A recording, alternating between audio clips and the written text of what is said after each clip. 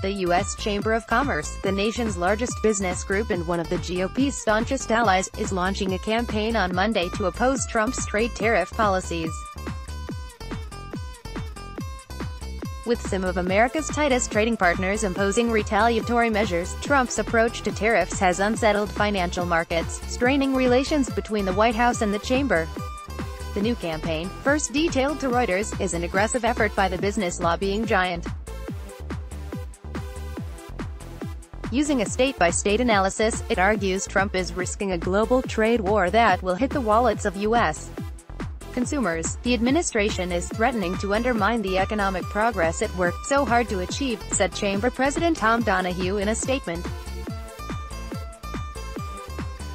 We should seek free and fair trade, but this is just not the way to do it. The chamber, which has 3 million members, has historically worked closely with Republican presidents, and praised Trump for signing business tax cuts in December. But mounting trade tensions have opened a rift with the president. Trump has implemented billions of dollars in tariffs targeted at China, Canada, Mexico and the European Union, saying such moves are needed to offset trade imbalances. Nations have begun retaliating. On Friday, Canada struck back at U.S.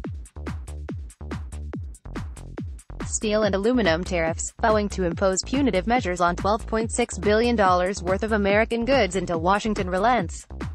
China is expected to impose a new 25% tax on soybeans in July. Mexico is adding duties to pork imports.